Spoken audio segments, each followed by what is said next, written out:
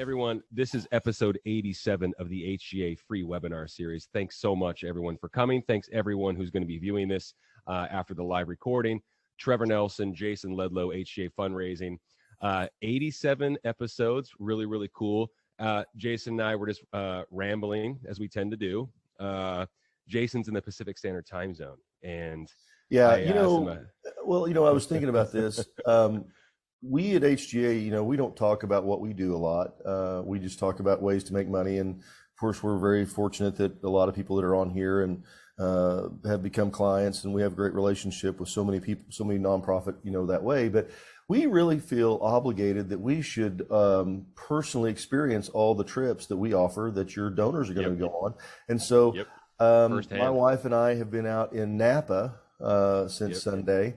And so we've been personally experiencing all the wonderful things that we offer and that are here. So we've had a great time. My gosh, I will say, it is a fantastic experience.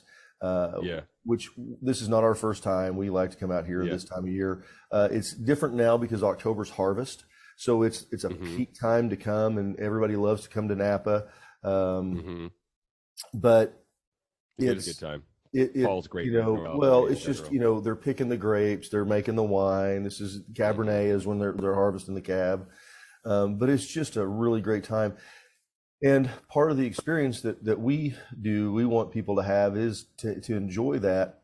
Obviously this happened, what we do is through the year, but the places we like to see and go to are the small vineyards, the very small ones.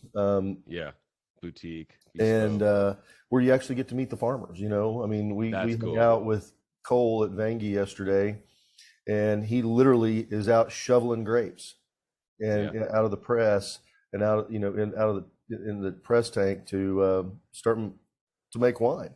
And that's so cool. So those are things that you don't get. It's just very unique experience. So a lot of fun. So cool, brother. Well, another thing, and I'll tie a bow on that, is Jason's going to, and his wife Teresa, they're going to shove off and come up to my neck of the woods. I'm in far Northern California, and so I there was a trick question on our podcast of the day. I was like, Jason, what's the opposite of disturbance in the force? I can feel something. It's really good. Like there's a strong aura, over Northern California. And he said it was peace. So there's peace. There's peace in the galaxy right now. And Jason and I are going to be united again in person. So there's going to be some pictures on the internet that we'll post of us together. So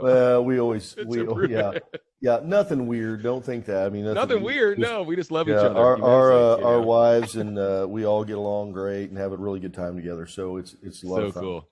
Well, Jay's, Trevor, Jay's Pacific Standard Time Zone. I'm gonna just remind everyone, as long as we got the chat features up and running, questions. Obviously, it's going to be an interactive conversation as it always is. There's a Q&A function at the bottom. Stay till the very end. We're going to draw a winner for an auction item that you can use. Chat is activated. Okay, thank you, sir. Green light on chat. And so an auction item that you can use efficiently at your next fundraising event. Efficiency in fundraising, episode 87. Particular attention to planning your event. We're gonna tie a big bow on it and how this will end up empowering your leadership, your committee, to make better decisions. It's going to be about self-actualization and self-awareness about who's best where and what time is best spent. And big picture, Jay, we talk about this a lot. I say this often. Since I've known Jason, he's taught me the value of my time. And so this is a very, very consistent topic in our lives. And we're going, once again, particular attention on event planning for your fundraising events and being as efficient as possible. So there's no choke points or anything that slows you down and slows the machine down to raising the most money possible and being as profitable as possible. So we're going to do a little bit of a deep dive, and we want some feedback from folks as it comes. There's no, you don't have to raise your hand, just fire away in the chat. And then as mentioned, do us a favor and stay till the very end, and we'll draw a winner for an item. So, we talk about efficiency in fundraising, and specifically what that means is, how much money are we going to raise? How much time and money do we need to invest? And how much are we going to raise? And what I have seen over the years and continue to see is that a lot of times we don't really think very much about it. You know, it's kind of like, well, hey, this would be a great idea. Hey, what do you think about this? Hey, let's do this. And I'm going to pick on one fundraiser in general. And at the end of it, I'm going to tell you how to make it much more efficient for fundraising. But what I want to do is I'm going to say, I'm going to talk about things like, you know, wine pools. Okay.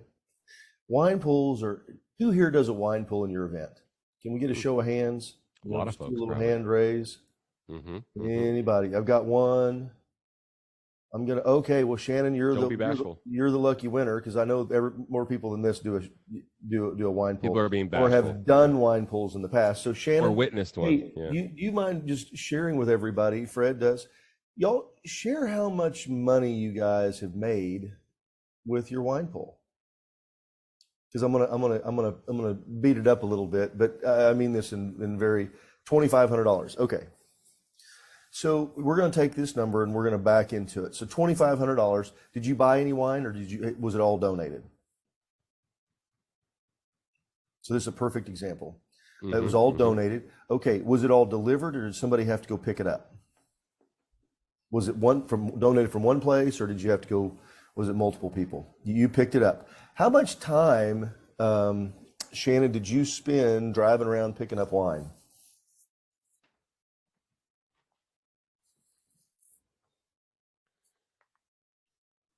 This is always fun. I like putting people on the spot, but Thanks, Shannon. Yeah, we appreciate it, being Shannon. a good sport. And we'll be talking later too. Minimal. Okay. But let's just say you still took some time, like 2 hours. Okay. So how many places did you have to go to pick that up? Oh, you held an event. You held an event to get the wine. Okay. Oh, that sounds fun.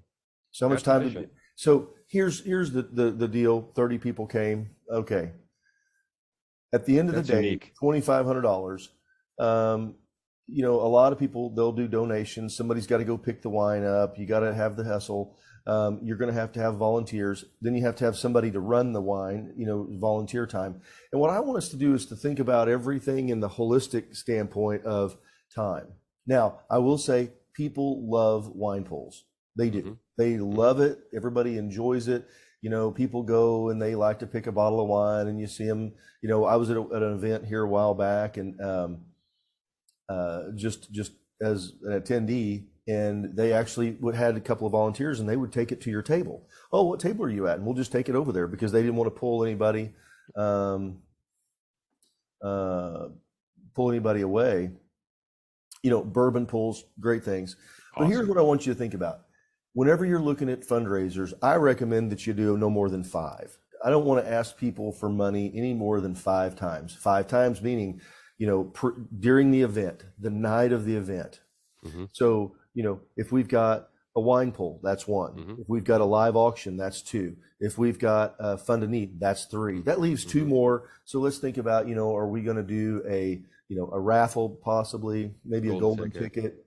Yeah. Last champion like standing, maybe.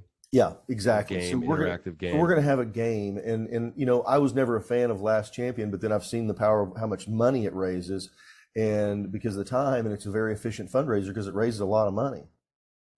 And so, if you start taking those things and take everything together, silent auction, okay, is one. So let's just say that we've got a silent auction. How much time do we spend putting a silent auction together, and how much money does it really raise? It uses a lot of time, takes a lot of effort. People have to, you know, if you start calculating those things, and how much money does it really raise? So what I want, you know, as you're thinking through these fundraisers, look at the end and say, how much money do I want this to raise? Not what I hope it will do, what I think it will do, what will it do? You know, when Amy Myers from MDA is here, she always talks about that. You know, they look at silent auction is going to raise 50% of what the retail value is. So if it has a value of $100, it's going to bring 50. You know, if everything we calculate and add up, and it's got, you know, it's $50,000, the most it's going to raise is 25 grand. Maybe it does a little more, maybe it does a little less, but that's a great number. Good return. And so we start looking at that as how efficient, you know, is the time being spent? How efficient is the effort that we're putting forward, not only on staff, but also on volunteers? You know, am I really pushing am I spending the best time with my volunteers, having them go out and chase down silent auction items? again, I'm not here to say don't do this, but I think that you need to go into this with a really good understanding of what you're doing. How much money are you going to raise? How much money do you need to raise? And how are we going to get to those goals? You know, the last thing that somebody wants to do, and I know this happens a lot, and the reason I know it because I've talked to so many of you over, you know, years who are like, well, we were really hoping to raise 150,000 and we raised 125. Why'd you raise 125? And you go back and look at what they planned, and basically the planning, it was 125,000. And so that's the whole point of this is look at each thing that you're doing, what is the most efficient, not just what we think is going to be fun and well received, but does it raise money? Now, I said I would give you an idea, so this is just a thought, a process for your wine pool. So Shannon, how much did you guys charge for a bottle of wine? Brought in 2,500. Okay. Yeah, they raised 2,500. And so what did I'm curious to see what they charged for the pool.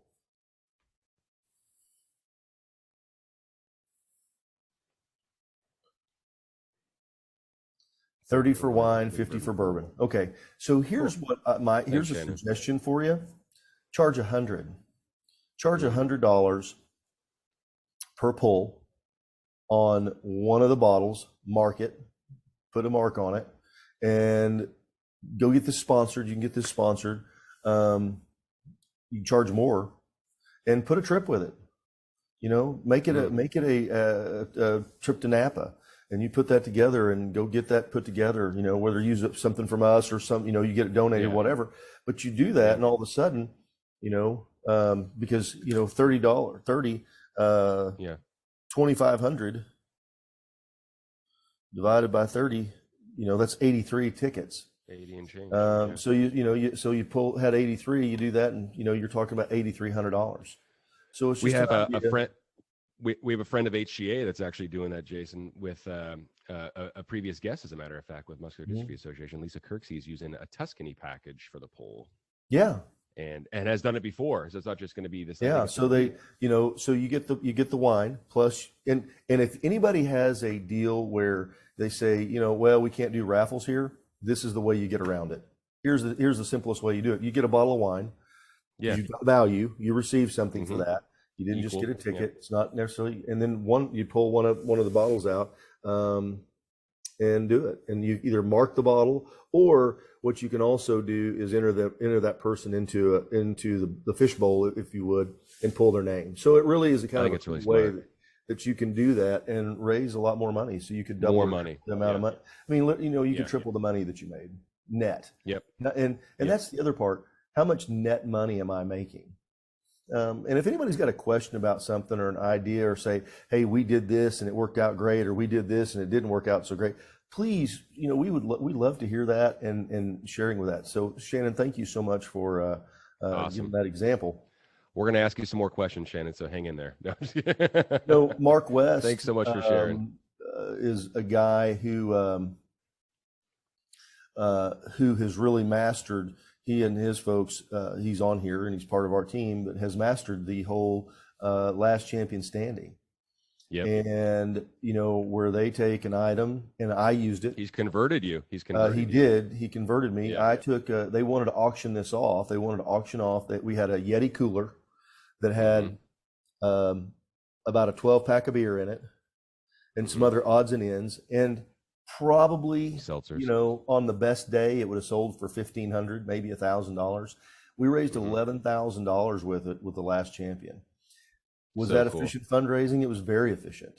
You know, Jay, do me a favor. Take 60, 90 seconds and just talk about the ins and outs, if you care to share a little bit about doing that. All you do is take an item, you know, mark, donate it or not. They went and pulled a $500 shotgun out of a silent auction, said, hey, we're going to use this for last champion, and raise $5,000 with it. So all you do is you have, let's say the number's $50. I just use something simple, and everybody who would give $50 raises their paddle.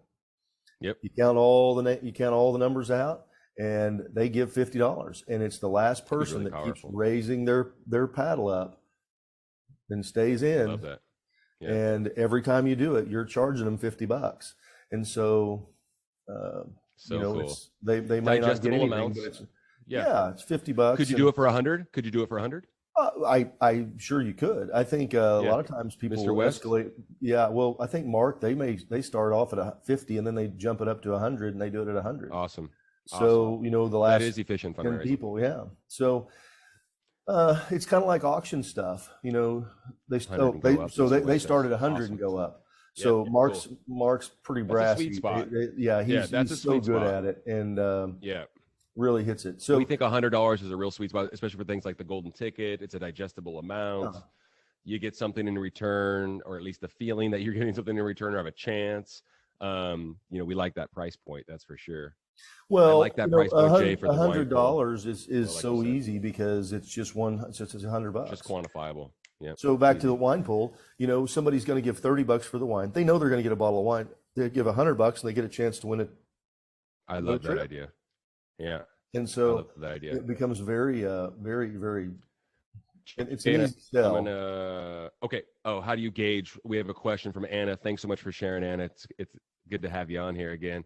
How do you gauge what price to start with? I mean, as far as like the room, the buying units in the room, things like that. Mark, you could speak to that in chat if you have any feedback. Jay, how do you gauge what price to start with? And I'm assuming you're talking about the last champion standing. You know, I think you decide beforehand. Again, I've only done it a few times. Stick to it. Worked very well. I personally just did $50 because it was a Yeti cooler. So, you know, they do theirs at the end of the Fund to Need. We did the same thing. We just did it at the end, said, ladies and gentlemen, we're going to just do something fun. You know, after we got down to $250, we said, hey, we're going to do this. And the lady who actually wound up buying it also was our largest donor for the Fund to Need. Oh, fun. So, okay, cool. Yeah. So, I mean, 2 opportunities to give. Yeah. That's great. And she probably spent $4,000 on the last champion. So this is good. This is a good conversation we're having about this particular revenue enhancer. And if y'all have any questions, you can reach out to Jason or Mark. It's Mark at hjfundraising.com, Jason at hjfundraising.com. Shoot an email out about if you want any details about using the last champion at your event, and we can dissect it for you. I'm volunteering you guys. I want to jump onto silent auction real quick because I think silent auction is. I had some comments about the silent auction. Everybody spends a lot of time on. Go ahead, Trevor. Talk about it because it's so funny. I want to hear what you have to say, but it's funny. Everyone's always talking about how we can, we learn from hits and misses.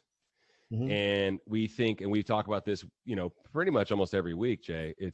There's a lot of misses in the silent auction, and if if you're not open to change, we think one of the worst qualities of a character is rigidity.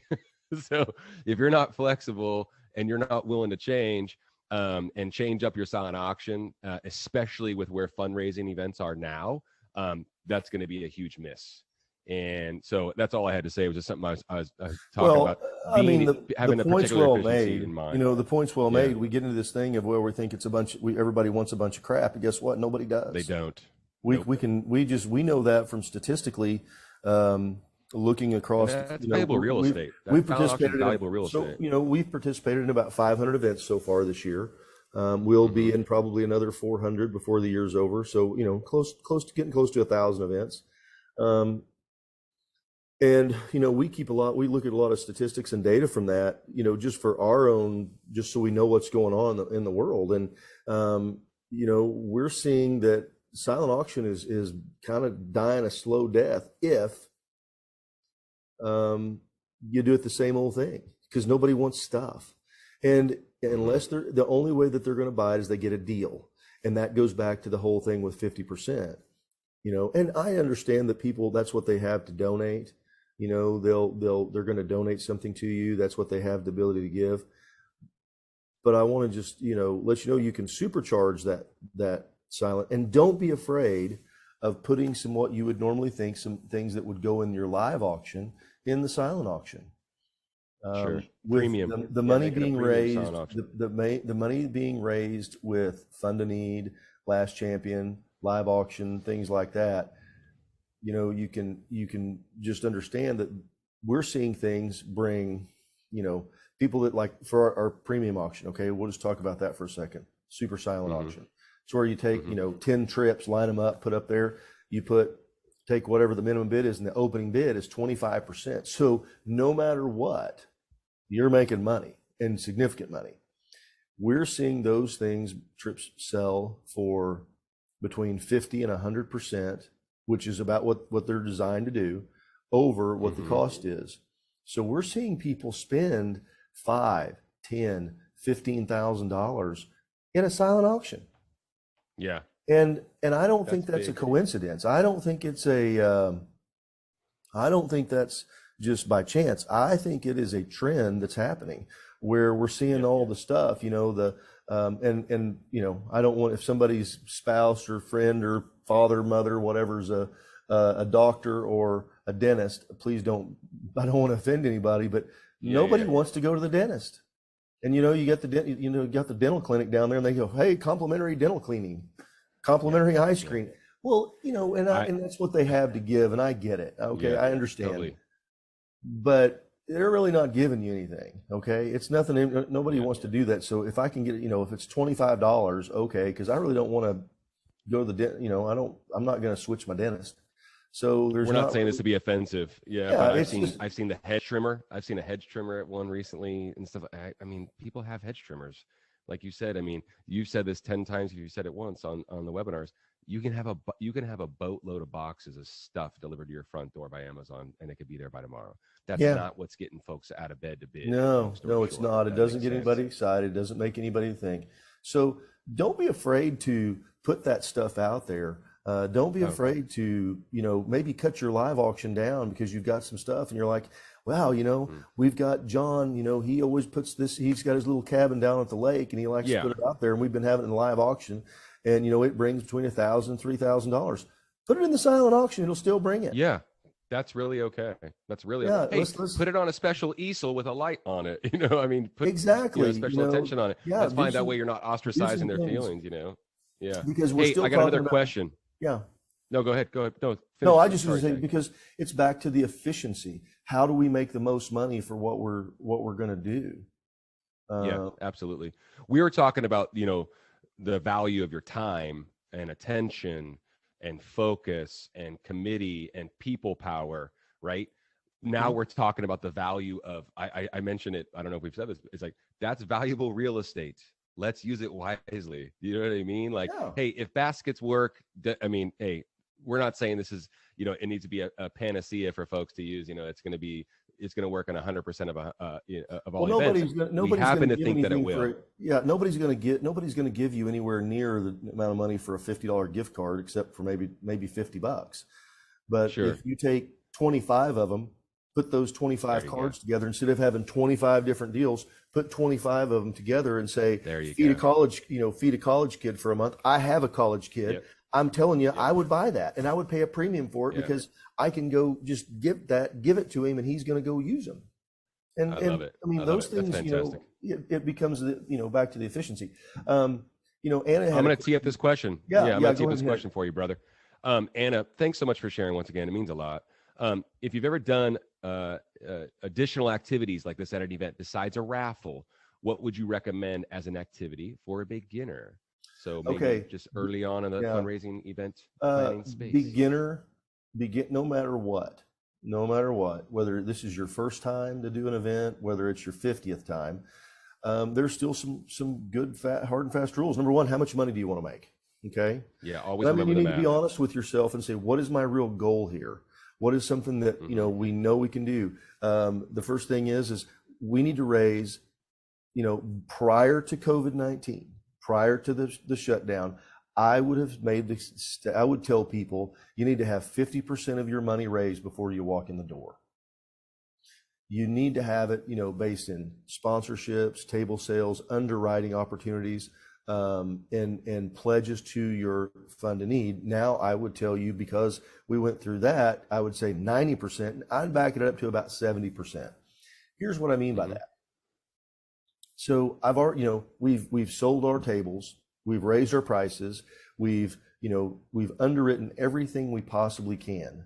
In other words, we've got a litany of things that we put out there for people to do. This is not table and this is only by itself. If you want to give a couple of tickets, you can, but nothing more than that. And the reason is really simple. Trevor, my wife and I want to go to the event. We've been going and sitting at Trevor's table because Trevor buys a table every year, but we want to get more involved. But I don't want to go get my own table. I want to continue sitting with Trevor and Shelby. So how do I do that? Well, you're going to give me an opportunity to get involved, because all of a sudden you say, hey, we need somebody to we've got 15 different or 25 things that I can sponsor and underwrite. Underwriting opportunities. $5,000 I could do the software.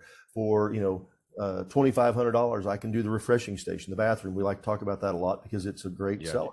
So I get all these things that I get the opportunity to have my name put up there. I get to feel like I'm doing something and doing that. So I'm going to tell you 70% of your money you need to get raised up front. And anybody has a different number they try to shoot for, great. I don't. I'm just saying, that's what you need to be trying for. Night of the event. You have to have a fund to need. If you are not asking for people to participate in your mission, you are missing out on an incredible opportunity. Mark will attest to this. We have seen incredible amounts of money being raised in the fund to need, far more than we've ever seen. Yep. I think that you need to do a live auction. You don't need to have 15, 25 items. You don't do that. Nope. Because we have the golden hour of fundraising. Okay. That means that's how much attention at maximum you have. I want to get out there, talk to people, tell them that, we want to have some things, some special things, because, and your auction is going to do two things. One, it's going to help you identify new donors, because they may not give to your fund to need, to your mission at a significant level, because they don't know enough about it. But because that's out of their giving budget. But now we're going to take and leverage their travel budget along with their giving budget into doing something in the live auction. That's why I talk about trips and experiences. People don't care about stuff. Trips and experiences is where it's at. People want to go. We're seeing it from the standpoint, and I'm going to speak to that for just a second. And this doesn't have to be, we're not talking if you don't have to consign stuff with us or somebody else. That could be donated. We think it's a great opportunity. But the thing, that's what people want to do. They want to go and do, and not just something, you put a staycation together and you go get a great hotel and a great dinner and some kind of experience. You put a buy-in dinner experience. You do those kind of things. So back to the question though of what you recommend. So those are two things that are very simple to do. Okay. Yeah. They're very simple. I would do a premium silent auction. Premium meaning things that are going to be higher end, more stuff. I may have to go to a consignment company to get it, but that's fine, because you're guaranteed to make money on anything that sells. It's not going to be, you do that. Because and it doesn't take a lot of time. Yeah. We have a premium silent auction package. You get the stuff, the posters are set up, you print the posters, put them up there. They've got a QR code. People can look at it, see that, they can see videos and stuff. Yeah. You put it out there, your starting bid is 25% over the cost. So if it's, no matter what, you're making money.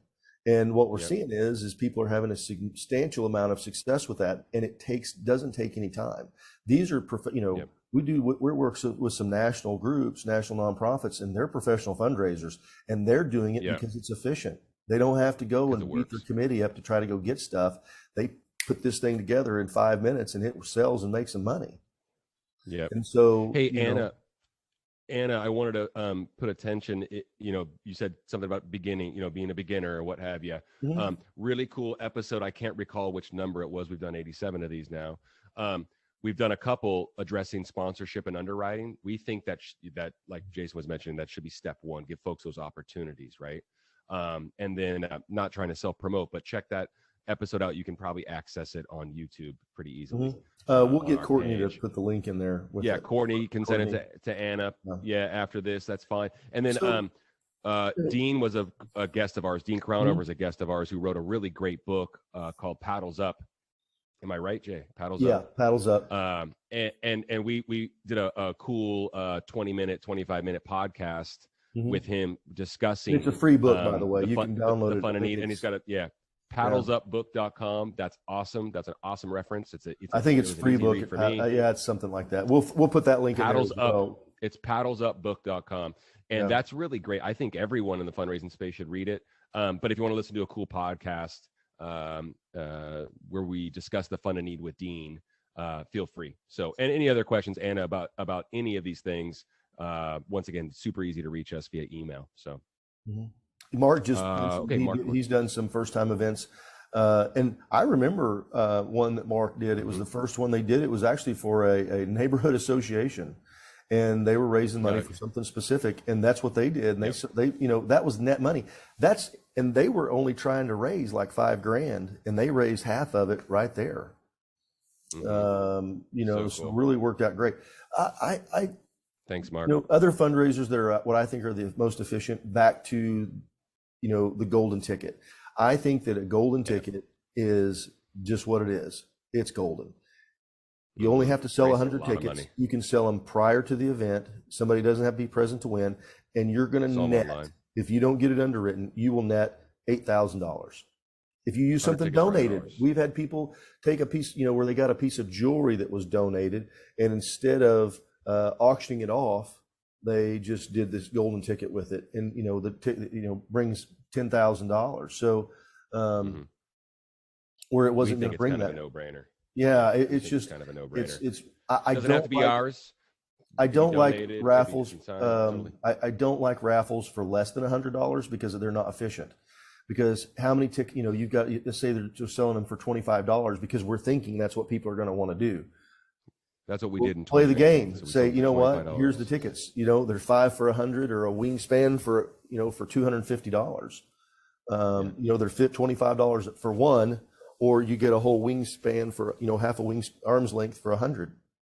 People they're not going to they're going to go, well, that and it's not about being fair.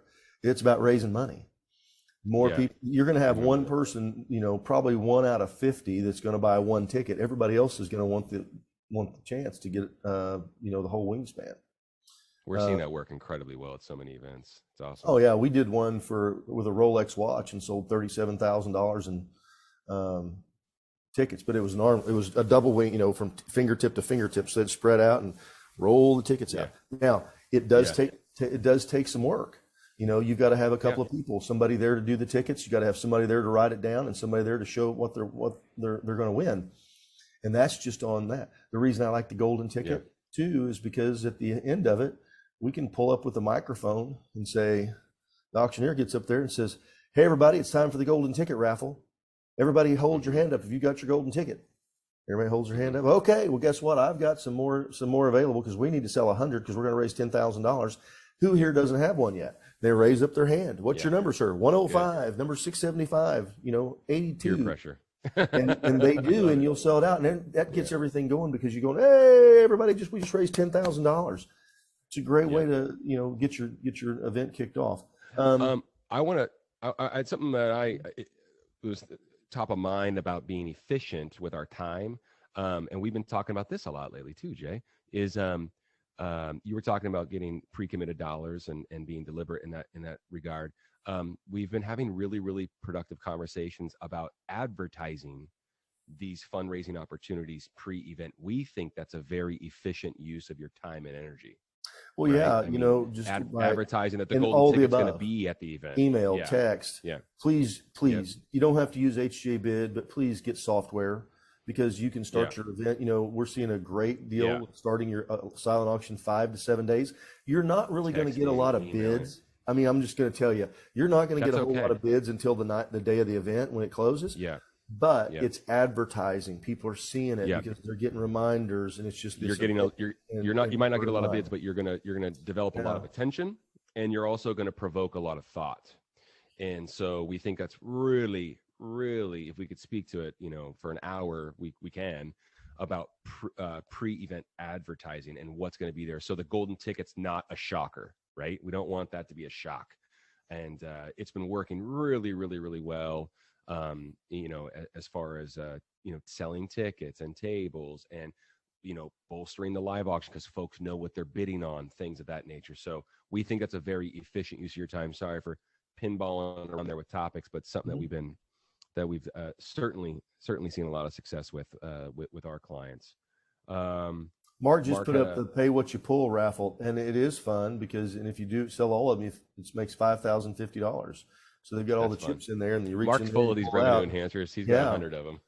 And awesome. you know, and that's a really good. That's actually a good one to do too as well. So Courtney, let's put that in here in the link, because that was a really good one that you guys did, that Mark did. I wasn't there, and it was with revenue enhancers. Really, really informative.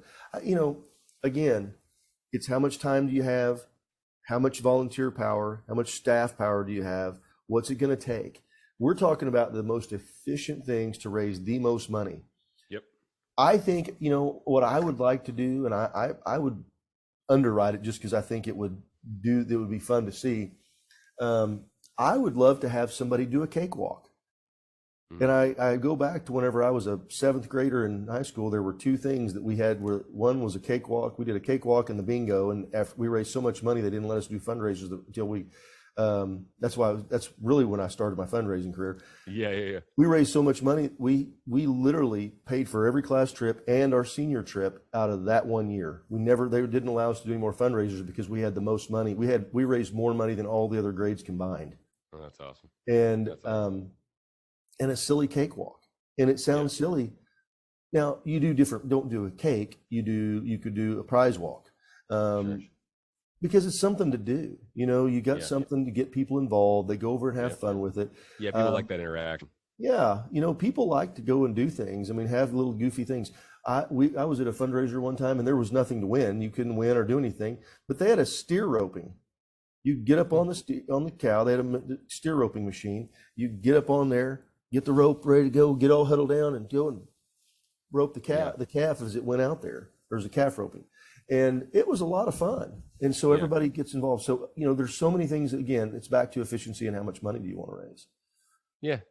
It's fun to have these, you need to have those interactive, entertaining things where folks are involved and it's all equating into dollars. I think that's awesome. And we're big fans of creativity as well. But think about what the bottom line is going to be. You know, again, how much time is it going to take? If it's going to take you 25 hours to go get this thing done and really think about it, is that really the best use of your time, of your committee's time?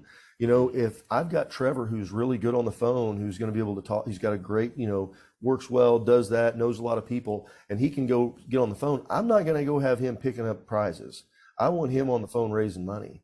And, you know, we may be better off to do this and just go sell underwriting. You know, we got trips to underwrite than we do the silent auction.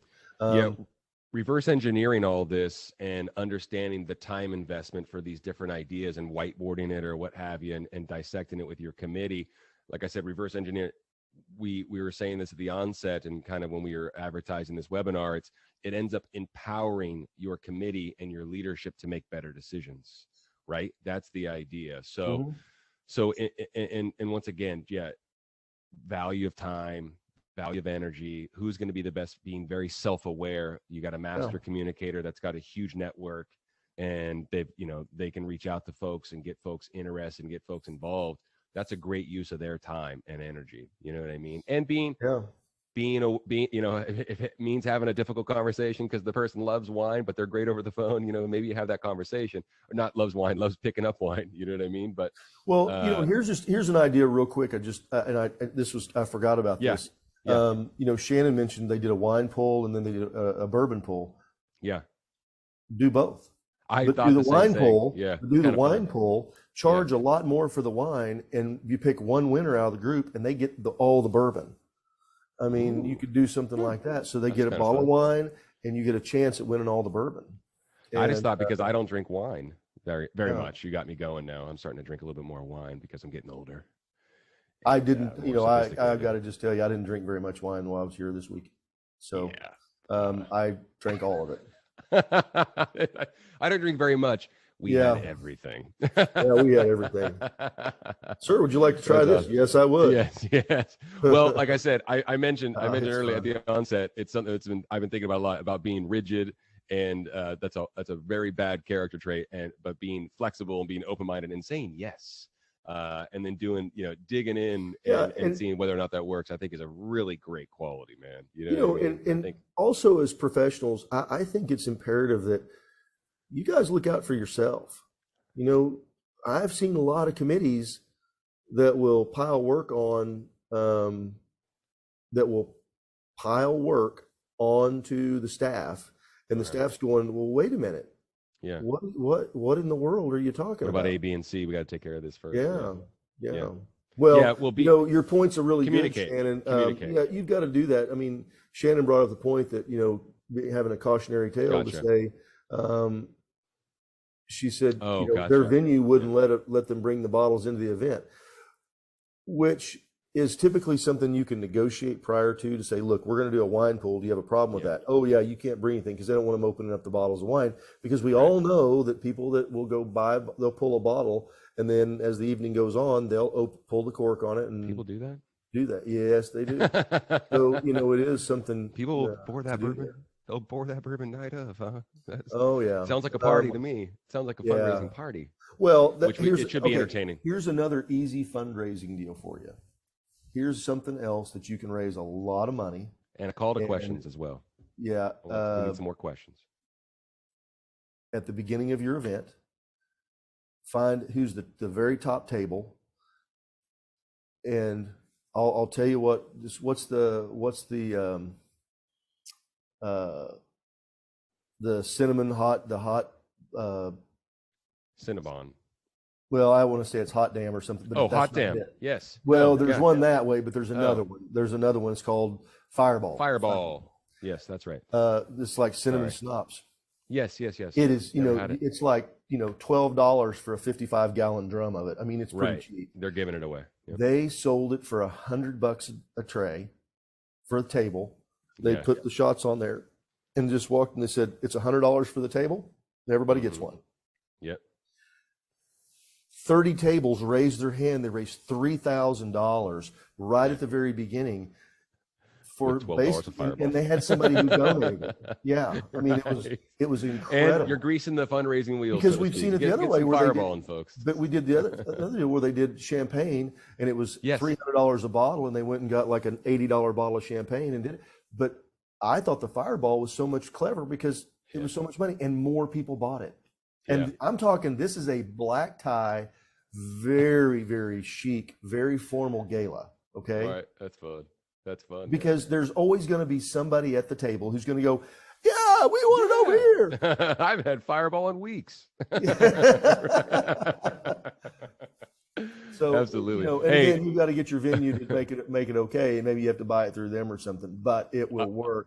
And so that's one more thing. If you're, something fun that you can do, it's very efficient, makes a lot of money, and does not take up a lot of time. Love it. Hey, a call to questions, a call to experiences as well. The channels are always open, of course. Yeah. Anybody like give their favorite, give their favorite fundraiser that they like to do. Yeah. And give us here's the challenge. Here's the challenge. You give me your fundraiser. You tell me what you're doing, and let me see if I can tell you how to make it better. How much money it raised. I'll tell you how he's going to do it. He's going to say, don't charge 30. He's going to say, charge 100. Yeah. I think that I love it, get man. into mindset. I love that. Diamond in a glass. Oh, cool. Yep. Okay. This is something Mark has heard of as well, too. Diamond in a glass. Yep. So is this where everybody gets a diamond, and then one of the diamonds has, you go back and have it looked at, and it's the one that they do it with like the cubic zirconia, correct? Like some of them are cubic zirconia. Have the appraiser. One is real. Absolutely. Sure. That's a great one. One thing that I think is that you should do is I think you should wrap that diamond up. Let's put it wrap it up into a deal, and that way, because you want to make sure that before the appraiser at the event is going to look at those, all of them are sold, because obviously you don't want to have the appraiser over there looking at somebody's diamond and telling them, what I think is cool is when they get the names, they go, hi, what's your name? Trevor Nelson. Okay.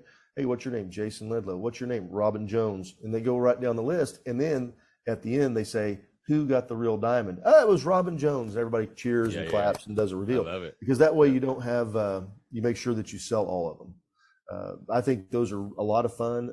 They're actually in my part of where I live in Oklahoma, there is a jeweler who will actually come and do it all free gratis. I mean, they'll bring volunteers to do it. They'll donate. You know, you got to go through their deal to do it. And I think there's several people that will do that. So it's a really great way that they can give back to the community and do them. Thanks, Shannon. Thank you, Shannon. Well, we owe Shannon something for all this feedback today. Oh man, she's on it today. Giving us a lot of time. Thank you, Shannon. A lot of information. You know, appreciate you. I think that this is something, you know, I hope that, again, as professionals, those of you that are, you know, doing this, you would definitely think about these things, because what you don't want to do also, like I kind of mentioned on it, is where you get your committee and what they do is they just find more stuff for the staff to do. Yeah. I think be deliberate. One of the things, you know, when somebody has this great idea is to say, okay, hey, Mark, that's a great idea. Are you going to own this one? Because it's okay to call people out in that way. Because you can do because a lot of times committees do what they wind up doing. It's a committee of finding, you know, they just find more stuff for the staff to do. Oh yeah, you guys could go do that. It wouldn't take you any time at all. No, that's not how this works. Let's be efficient. You know, that you're going to own it. So Mark says, I want to do the last champion. Okay, Mark, you're going to be in charge of getting the whatever it is we're going to offer. We're not just going to pull something random. Although Mark's really good at doing that. But, you know, have that person own it. So, and love it. Decide how much money you want to raise, and then look at it that way. And then what is this item going to raise for us? That's awesome. So, yep. Reverse engineer all that. Make sure you always remember the math, I guess, as well. That's just another closing point. I'm going to do a last call, Jay, for question, comments, anything of that matter. We're going to have some pretty cool show notes that it's going to go out with the recording, with some previous recordings that hopefully are helpful. We've got a catalog of these on YouTube, on our YouTube channel. Feel free to check them out, share them. Jason and I are popping out some really fun podcasts. We've had some really cool guests and some awesome information that we're sharing on Hey Nonprofits Raise More Money wherever you listen and consume your podcasts. You can also watch those on YouTube if you like. I, for one, would get very tired of seeing our faces, so I would listen to it, while I was driving or something. But those are my 2 cents. That baskets of crap and auctions are dying. Yeah, I mean, Shannon had a great question, Jay. I want you to give her some feedback. Having an honest conversation is my first answer. So, any suggestions in helping committees understand that baskets of crap in auctions are dying? I think I think that's where the world is. I always say, sorry, Jay, I was going to say, I want you to answer this. I always say that donors are consumers, okay? And consumers are not going for it. They're just not. I mean, if it's something, there's no, we want, also, you can never underestimate the power of novelty, something new, bright and shiny, something they haven't seen before, because all these things, like Jay says, you get boxes of stuff shipped to your house.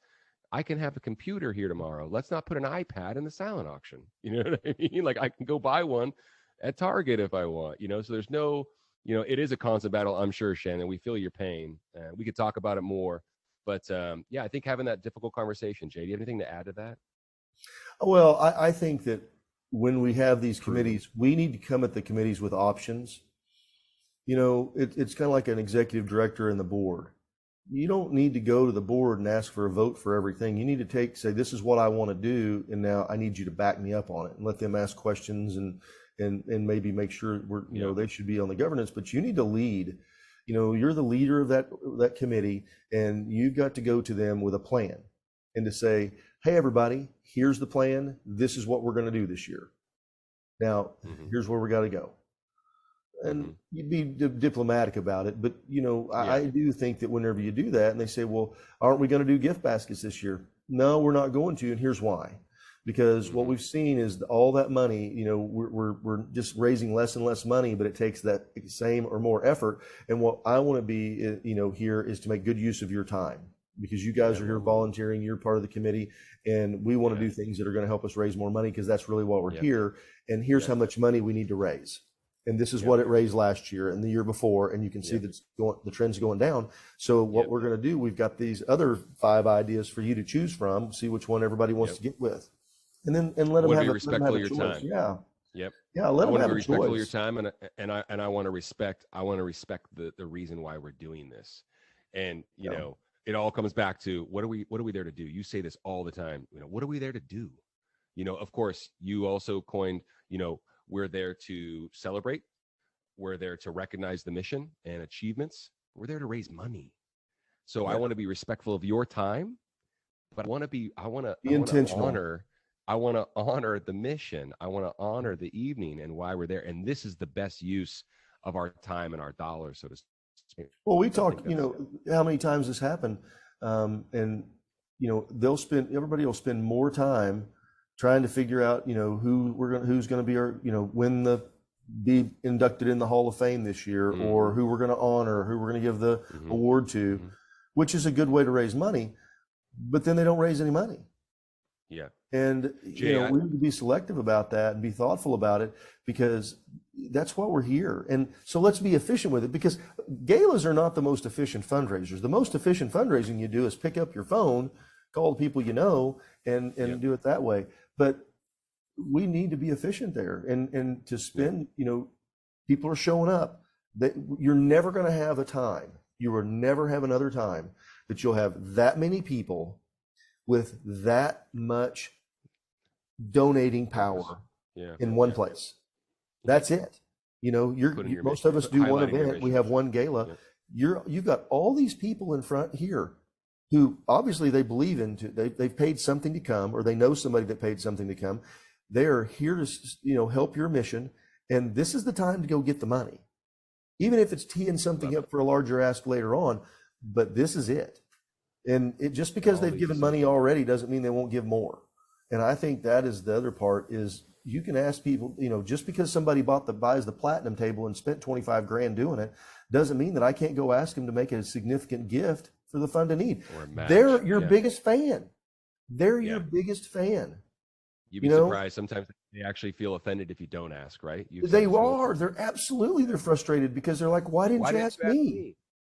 You know? Exactly. Well, we put this trip together. Why didn't you talk to me about going to Napa? You could have used my house, taken my jet. I know a guy, he paid $60,000 to come out here to go to Opus One, he donated his jet, then he turned around and bought it and paid $60,000 in the auction. Yeah. Plus he was a major I think he gave $50,000. These folks are in. They're in. Don't be. I mean, it really does offend them when you don't ask them again, because they're your biggest fans. So do that. Hey, I've got a winner. While I was sitting here. I have a question.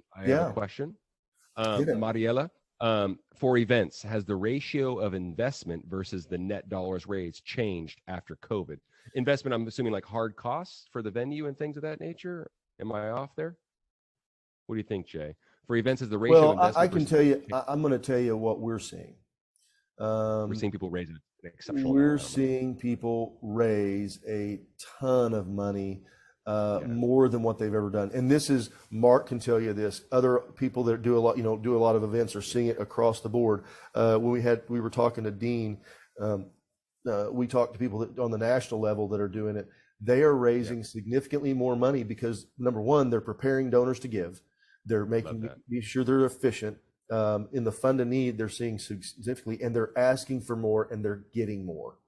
So that's the other part. For sponsorships and underwriting, Mariela, if you've never done that before as well, another huge opportunity to ask for sponsorships and underwriting, so those net dollars do go up versus the hard cost. If that's you need to have if you're spending $50,000, you need to be raising $100,000.